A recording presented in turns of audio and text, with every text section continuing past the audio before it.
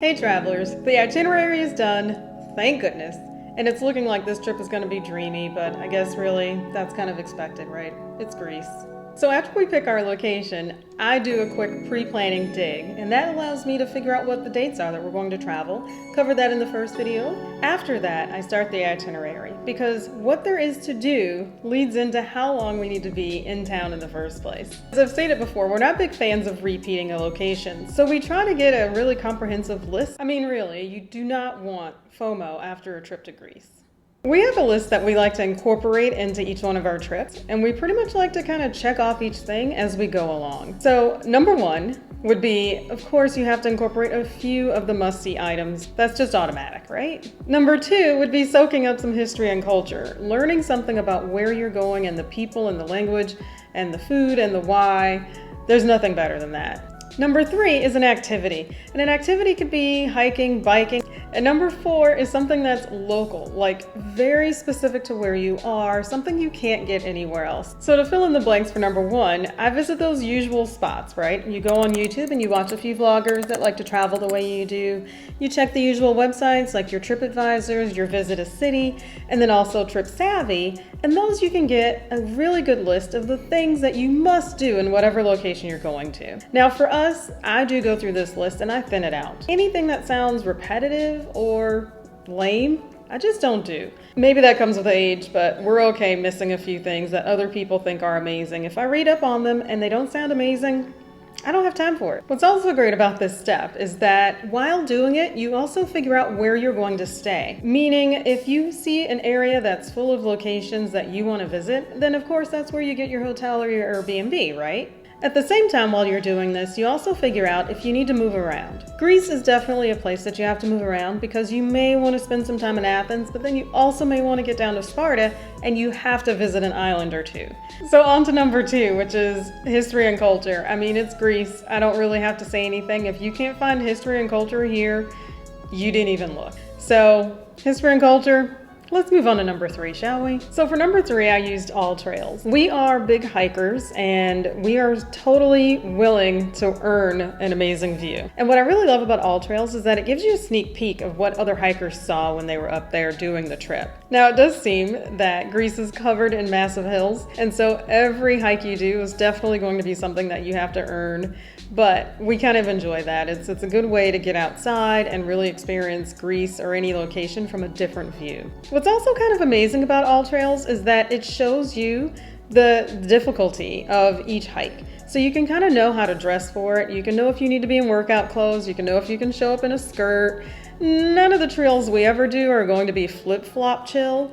But there are some where you can just do in a pair of Converse versus, some muddy throwaway gym shoes. So I love it. And finally, number four, which is uniquely local experiences. For this, I use Viator and I use Airbnb experiences. And the reason for that is I find that they're able to propel smaller companies to the forefront. Smaller companies, mom and pop shops, mom and pop restaurants are actually able to host smaller groups and charge you less. On top of that, it ends up being a more unique experience. So after looking into all of these things, the key reason I do this is because we figured out that we had space for a new location. I know that sounds crazy. The islands are all beautiful. They each have their own personality. Yes, I saw that. They were amazing.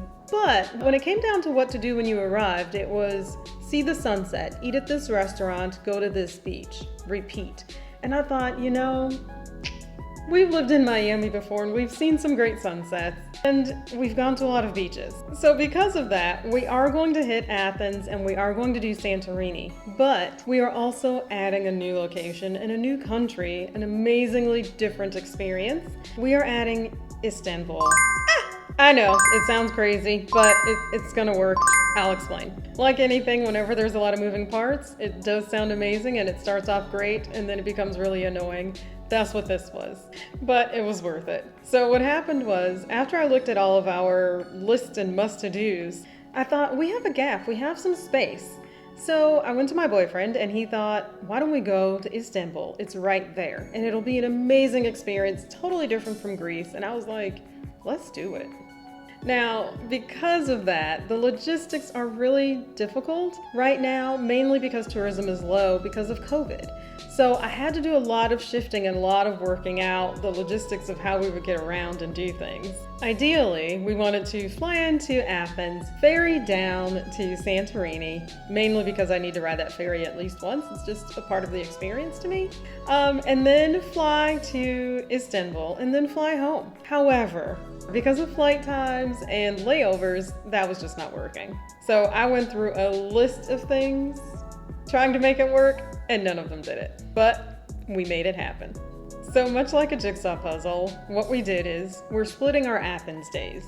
We originally were going to do 4 days in Athens and move around after that, or the other way around and end in Athens and fly home. But we actually ended up needing to do this because of the flights into and out of Istanbul. So our final itinerary is fly into Istanbul, spend 3 glorious days there. Fly into Athens, do 2 nights there. Take a ferry down to Santorini, spend 3 days there, and go back to Athens and do our last 2 days there. And then we return home from there. Once again, it's not ideal to split up our Athens time, but at the same time, this is going to give us a few options. We'll be able to stay in different locations. We thought about staying in the same hotel, but we've actually decided to stay in a different neighborhood because we kind of want to experience a little different things when we go back. Now, the reason I'm opting for the ferry instead of a flight, I know, flights are only an hour, which sounds amazing, but after you check bags and pay an extra fee for that, and after you go to the airport for 2 hours because you have to clear security and wait for your bag to come off, you've wasted 4 hours anyway. And on top of that, the ferry is actually cheaper. The ferry is about $65 a person. You don't have to pay any extra bag fees, and you don't have to show up early. And for the fast ferry, it's only 4 hours, so... Oh, and the ferries are amazing. They're basically cruise ships. You get to wander around, get snacks, stretch your legs, go outside. It's no competition whatsoever with the plane. I mean, that cramped little seat and sitting in the airport all that time, I'm good. So now it's on to our day-to-day in Greece and Turkey itinerary. So much fun.